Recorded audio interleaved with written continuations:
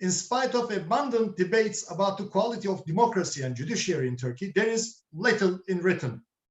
Now, there are solid analysis and suggestions made by an internationally acknowledged Turkish lawyer who wrote this book as a responsible citizen and an active member of civil society. Mehmet Gün has came a long way to be here. He's the son of a single mother in a remote mountain village of central Anatolia, who wanted his son to complete his education, at one point selling the family's only cow, and be a grand man, as it's said in Turkish language, meaning to have a certain place in society. He studied hard, overcame financial and social difficulties with perseverance, became a member of the Bar Association of Istanbul, established an international law firm under his name, spending years in institutionalizing the firm to become one of the few international scale law firms in Turkey. He's a leading founder of the Better Judiciary Association in Turkey, also being members of mainstream business organizations. My colleagues will provide his full bio following this meeting. But the point is, instead of dedicating his days and nights for years to complete this book and civil society activities, he could have enjoyed life and nobody would ask him to carry out such a study and write this book. Writing a book about the concept of better justice and better judiciary is a challenge in today's world, as we observe the debates in the United States, for example, but especially in Turkey, where we have more problems. Mr. Gün, why did you write this book? Well, Murat, first of all, thank you very much for your kind introduction. Actually, my life story tells you why I wrote this book, but let me explain a little bit further. When I was turning 50 years of age, I was searching for my purpose for the rest of my life. Sitting down to write my professional biography for my firm's 25th anniversary helped me to identify it. I realized that I was really frustrated, and my frustration resulted from the failings of the judiciary. In almost all sizable cases that I took on, I put all my efforts, and logically I should have succeeded. The result was not proper. So I identified that this was a major problem for me to, resolve for the rest of my life. For my international exposure, I knew that the judiciaries in especially developed countries would provide a better service to their societies and strengthen their societies, and the difference was immense. Then I also realized that this country was being deteriorated by the judiciary's failings. And this country I love so much, and these people I love so much. So at that point, having found my purpose and realizing how bad it was for the country, I said, I cannot stop here. I cannot continue my life indulging it, but I have to do something to fix this problem. So that is the reason why I wrote this book, Murat. That's a very good reason. The title of your book... I'm sorry, let me just finish. I want to see Turkey transform through the rule of law and become one of the most advanced, prosperous nations in the country. And also, it will be very happy for me to see my country to contribute to the international community in these areas, if I can help with my society to the international committee for a better life, a better society. A very good purpose, as I said. The title of your book, Turkey's Middle Democracy, evokes the economical concept of middle income, or rather middle income trap, as they call it. Do you see any correlation between the two? And are you talking about a similar trap, like middle economy trap, and middle democracy trap? Can we talk about a correlation like this? Yeah, I think these are two traps happening at the same time in countries. Actually, it is not me that identified it. It is actually Turconfet who identified that Turkey being in the middle income trap was as a result of its middle level democracy. And the name and the term was invented by Turconfet. In fact, The book came about upon a request by Turconfed for me to write a democratization report. Just for the information of foreign audience, Turconfed is the Turkish equivalent of SME Europe. It is the largest voluntary NGO in Turkey. It covers all of Turkey with more than 250 business NGOs and more than 25,000 SMEs. The main message of the book is that to increase the GDP, Turkey needs to improve its middle democracy level to an advanced level. To me, what the middle democracy is, when the basic institutions of a democracy exist, but they do not function properly, to me it is middle democracy.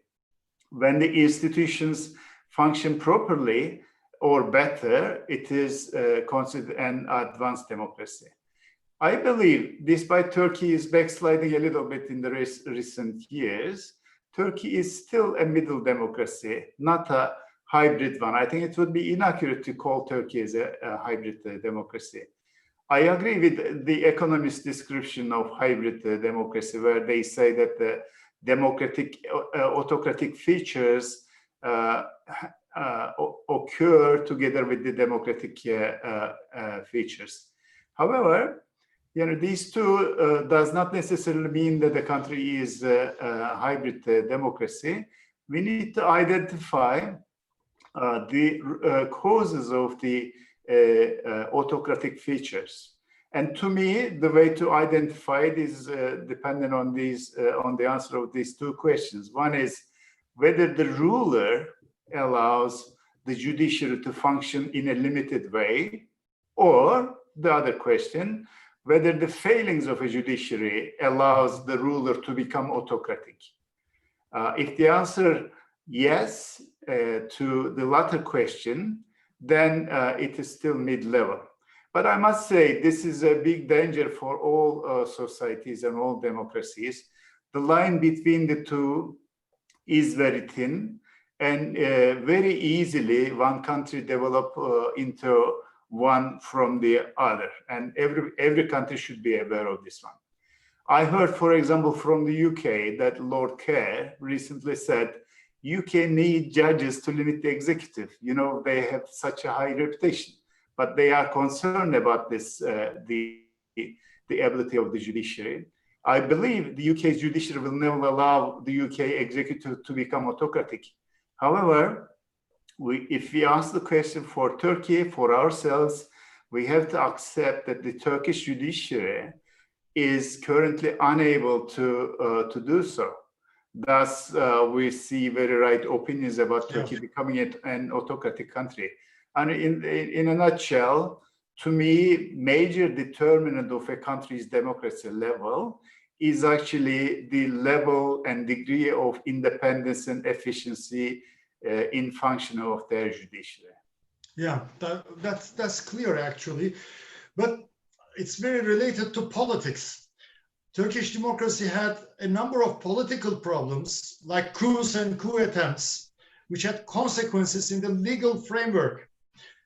There were new constitutions written after 1960 and 1980 coups, and 2016 defeated coup attempt. Why couldn't they solve the problems of judiciary, do you think?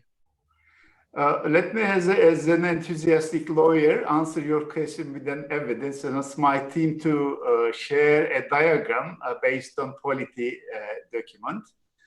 As you will see from this document, since the beginning of 1800 years, Turkey has come a long way to develop a Western-style democracy with many ups and downs. I find it very natural in developing a homegrown democracy, but it is needs to be noted that Turkey's democracy is a homegrown one. Although trajectory of democratization in Turkey began to decline in recent years, we should remember that in 2004, the European Commission had qualified Turkey as saying Turkey sufficiently meeting the Copenhagen democratic criteria of the European Union. What happened in 15 years? So we started going down, but I'm sure we're gonna come up. This is because despite all ups and downs, Turkey's democratization cannot be reversed. Because Turkish state has strongly accepted democratic governance, and the people strongly desire to be ruled by democracy with justice and under the rule of law. We have a lot of problems, yes, but these problems emanates from the 1982 constitution that the military rule imposed on society. Yes, the military rule at that time suppressed the anarchy that we were complaining a lot, but with the 1982 constitution, they created more problems. They designed the executive of the state as the strongest and the judiciary as the weakest power, aiming to end the coalitions at that time and creating sustainability for the executive. The military rule gave a political party who earns and garners 35% of the votes, 2/3 of the seats in the parliament. Yeah. The 1982 constitution, surprisingly, took the judicial council outside of the Minister of Justice. It was a very good move, but in return, they made the council very much dependent, much more dependent on the Minister of Justice. The minister became a member, and the council could not convene or resolve in absence of the minister and his undersecretary. But the idea of establishing a council is actually to limit the role of the executive over the judiciary. In the past, the judiciary was under the tutelage and control of the military, and nowadays it is under the control of the ruling politicians. Politicians benefit from a faulty system because it gives them control over the judiciary, and they don't want to correct it. And why should they?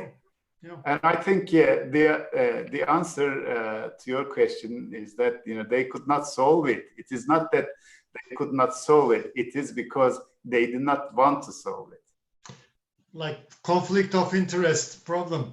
So if we keep focused on the judicial branch of the state, reform to the judiciary is key to strengthening Turkey's democracy, as you put it. You mentioned the Council of Judges and Prosecutors earlier, and the tutelage, as well as attempts to control them, formerly military, now political party.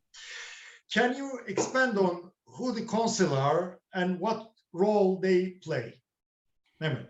Well, thank you. That's a very good question. And the Council of Judges and Prosecutors is the body in Turkey that administers the judiciary and justice and courts in Turkey. It promotes discipline and assigns judges and public prosecutors. Well, I need to make a small note that the admissions into profession is done by the Minister of Justice, not by the Council. Yeah. No judicial remedy is available against any of its decisions. And the council is not transparent either. They give reasons if they wish, but normally they never give reasons. The council appoints the members of the Court of Cassation and the State Council and influence the formation of the Supreme Election Council, because these two high courts are representatives form the Supreme Election Council. Supreme Election Council is the one that decided to invalidate the mayoral elections in Istanbul a couple of years ago. Their decision is also close to any judicial remedy. So therefore, you can see that the Council of Judges and Prosecutors in Turkey is at the heart of Turkey's judicial and election system. Therefore, so let me ask a question here. So it's clear that Judicial Council has incredible power, judges and prosecutors, and they are under the control of the political authority. Can we continue from there? Yeah, of course. Maybe again, I ask my team to Just to present. remind. Yeah, please, if they could, yes. If you could see this from this diagram, you could see from this diagram that the council is in a very complex structure, but it is dependent on the politicians at the end. The Council of Judges and Prosecutors exists in many countries. Though they have different authorities, their common characteristic is that all of them function in a way to limit the executive's role in the judiciary, so that the judges and prosecutors are independent and their work is not interfered by the executive. However, the purpose and composition of the Turkish Council is totally contrary to the original idea. The council is formed in order to control and manage the judges and public prosecutors. And the independence of these professions are left to individuals' integrity and strength. Yeah. It is currently a 30-member body. 7 of its members are appointed by the parliament, which means that the ruling party or the party in majority in the parliament, and 6 of them are appointed by the president.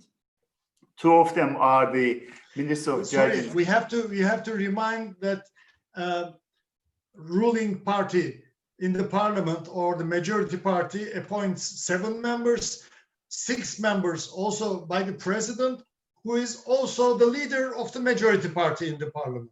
Exactly. So exactly. Just the parenthesis. Yes. You can see from this diagram that actually it goes down to the leader of the political party, knowing that the political parties do not have intra-party democracy, so one man can control the whole judiciary. And it is important to remember that a political party receiving or garnering 35% of the votes is able to control everything. Yeah. So the political influence on the judiciary has always been a problem, like today. I mean, but it's not particular to today. It has always been like that. And also filling the positions with politically affiliated judges and prosecutors as well. As we have seen in the Gülen case, Fethullah Gülen case, before the 2016 coup attempt, and nowadays in different political forms. Doesn't it boil down to weak separation of powers at the end of the day? Murat, I need to remind you that the separation of powers is an advancement of the monarchies, and the independence of the judiciary from the executive comes from the times that they were really dependent, and the judges were representatives of the monarch. So we are developing the concept in a way that the monarch's powers have been divided into 3. One of them is the judges that they used to appoint. Now we're talking about independence of the judiciary. So the judiciary is actually what it boils down for the poor design in Turkey. Judiciary is weak, the executive is very strong, and when you put 2 of them together with the other one, when you put 2 of them together, it is a misalignment of powers, and it makes in return, it makes the whole separation is a weak one. Infiltrations into the judiciary is very true, very sad, were due to deficits in the council's weak design. In fact, weakness in design is what is needed for the tutelage that the military rule had established at that time.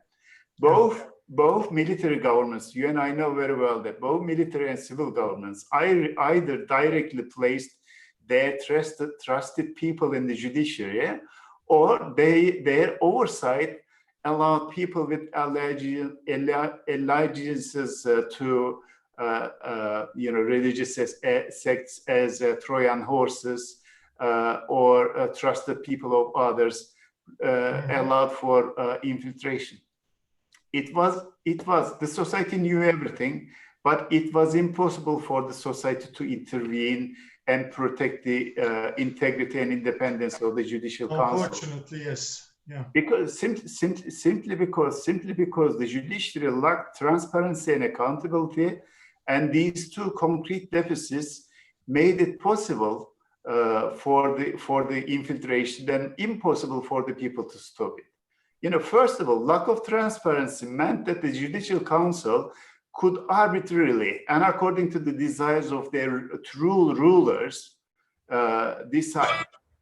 And lack of accountability meant that the council could get away with any decision they would make because their decisions were not subject to judicial review. Therefore, you know, I strongly believe, and I think it is the case that the solution of Turkey's middle democracy problems lies with the solution of the judiciary's weaknesses. Those weaknesses are mainly lack of transparency and accountability. Yeah, that's quite clear, actually. You have touched upon this issue before during our conversation, but a strong design of judicial powers as we want, as you want, judicial power is good for justice, protection of human rights, freedom of expression, for example, which we need a lot, but it brings limits to the politicians. You mentioned their unwillingness, most of the case. How will that work? Will political forces let it happen? Well, first of all, Murat, it doesn't mean that if you have good laws and bad judiciary, you end up with a bad result. If you have good judiciary with bad laws, you end up with bad results. And although in Turkey we have substantive laws in place to protect the freedoms, etc., but the judiciary, because it is unable to do its job properly and in its customary practices, actually judiciary restricts the freedoms of people. For example, the infamous judges of criminal judges of peace, they were introduced as guardians of freedoms of the people, but because of their practices and flawed design, they have turned against the freedoms. But the good news I would like to share, Murat, and with the audience is that I observed this day by day during my conferences in Anatolia, that people from all sectors, public, business world, small, medium, large businesses, or ordinary people, really asking for justice, an independent judiciary, and an advanced democracy, irrespective of political party that they support. I mean, this is very strong and very, concrete. However, these people have been asking for this for many years. However, the politicians have not met this desire. Instead, with inaccurate and inappropriate changes they made to the constitution, they only help themselves, not the people.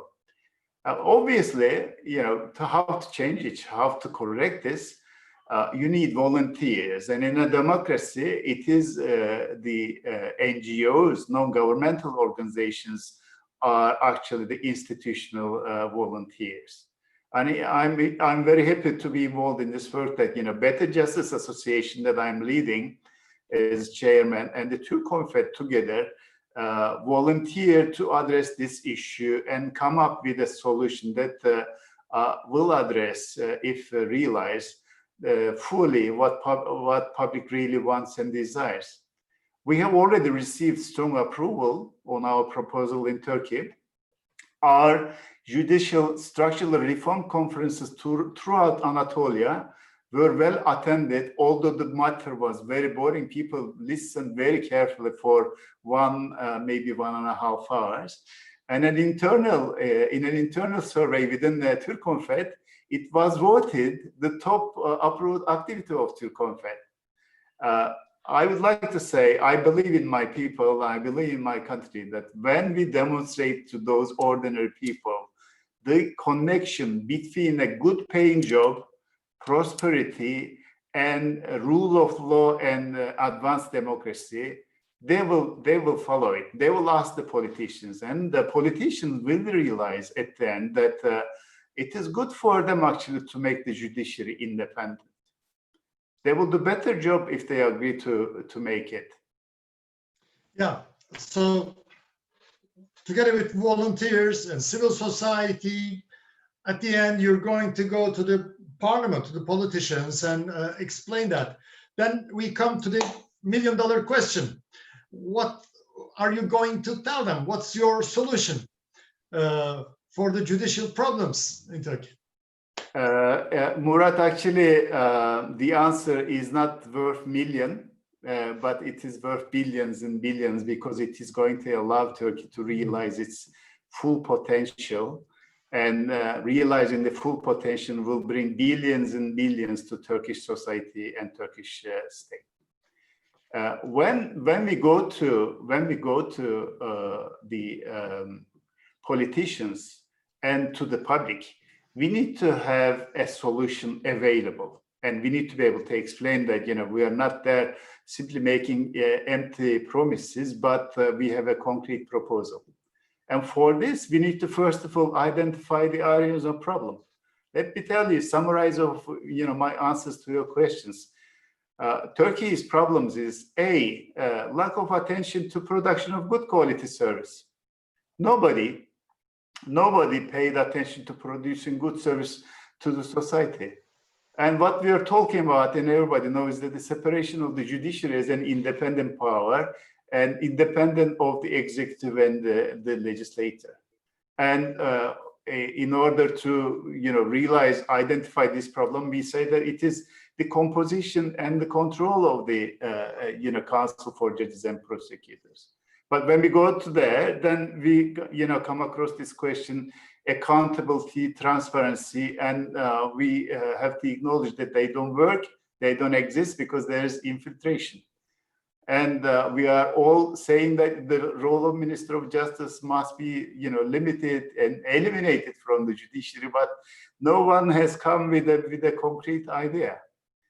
The billions of dollars answer here is that we have, as members of the Better Justice Association, some of them, the team that prepared the proposal, are here listening to our conversation. We have come up with a concrete solution. That concrete solution you can see in these two diagrams. The one on the left is the current one. The one on the right is By the way, Mr. Gün, there are questions asking whether can we share these diagrams after the meeting with the participants? Will that be okay? Sure. Better Justice's social media accounts and mine already have these in place, okay. But we'll share them. We'll share them also. Okay, thank you. Yeah. Please go on. The proposal that we have developed, you can see the improvements if you simply look at these two diagrams on the left and on the right. The right one that is what we are proposing. So we are proposing a system that focuses on the production of good quality services to the society. That is the first one. And the second one, to be able to do that, transform the Judicial Council into a new body that we may call it Supreme Authority of Justice, as a regulatory body, to regulate the production of judicial services so they are in good quality, and align the service providers accordingly. And we propose, and this has been a discussion in a number of years, not only in Turkey, but all over Europe and other democratic countries, that the judicial service providers must have their own organizations, they must form their own management, and nobody should interfere with that.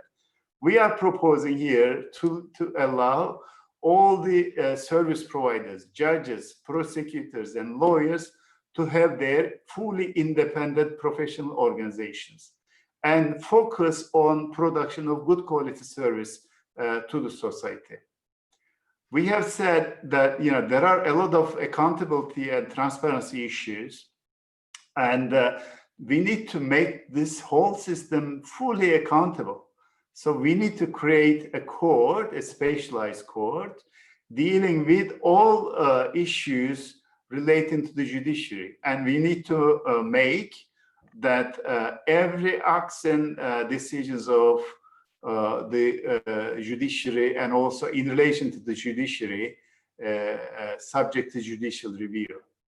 And only if we can do this, then we can transfer all the responsibilities of Minister of Justice to this authority without creating such a structure. Simply saying that we want the Minister of Justice to stop from interfering is only a wish, and it is not going to come true. Yeah. Let me just strongly state something here, not only for Turkey, but for all democratic countries trying to improve their judiciary. It is my strong view, very strong view, that the service providers, the production of legal services must be the priority. All nations put as a first aim the good quality service production from the system. It is fatally inappropriate to mix and confuse the independence of judges and prosecutors and good quality service production, because independence doesn't mean that they will produce good quality service. Turkey experienced this in 1980, 1970, and 1980, a little bit longer. France still lives with the fear of the state of judges, because when you give independence and the privileges to the judges and prosecutors, they do not necessarily produce good result. They look after themselves, and usually unaccountable organizations like this result in sluggishness, arbitrariness, and even abuses. We have seen examples in Turkey, in France, in other countries. So, if we put the production of good quality service to the society, then we find the solution, and the solution comes very easy. Also, when they talk about judicial councils, they mean that judiciary means judges and prosecutors only. It is so wrong. Judges and prosecutors, without pushing and triggering of the lawyers, cannot produce good service, cannot produce any service. So any system must involve all of them without compromising their independence into the system. So I strongly advise that that the whole world, makes the judiciary as a good service provider and earning the independence, but through accountability. My book is called Middle Democracy Issues. What I'm talking about is the judiciary. You know why, Murat? Because I'm curious. Please tell us. Yeah. Because judiciary is one of the three powers in any democracy, and the best of a democracy is actually when they provided the full separation of powers. But exactly. They have been messing around. I'm sorry for my strong language, but they have been messing around through the independence of judges and prosecutors.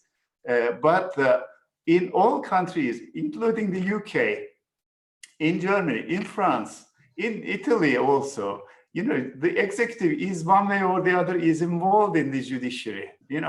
Why don't we make it independent? I think the proposal that we are coming is the way to make the judiciary truly independent and fully accountable. Once you do that, once you identify, once you separate the judiciary from the other two powers of the state, you have a perfect separation of powers. And that is a perfect democracy. And the key for this is actually starting with aiming to produce good service to the society, making the service providers accountable, and regulating the whole system in a way that they deserve independence. You see that no one, even private life, no one deserves independence and unaccountability unless they provide good services to the society. And the key Right, is right. actually. So we're talking about, at the end, independence with transparency and accountability. Is that right? Yeah, production of good service, yes, accountability, transparency, and then independence. and independence. Without proving that the judiciary, judges, prosecutors, and lawyers, that they will serve the public in the best manner that they deserve, they are not going to be given independence. This is what has happened in Turkey. Because judiciary did not provide good service, and we see this backlog of cases, thousands and thousands. Nobody defends the judiciary. But if they were, delivering justice within a couple of months in all simple cases, everybody would go and support the judges and the judiciary. Yeah. This is actually in the long run, it's in the advantage of politicians if they can see this, because better justice, I mean, we all need better justice. Politicians need better justice too. So it's in the whole society's advantage. Mr. Gün, thank you very much for this very detailed and mind-opening, I would say, conversation, interview. And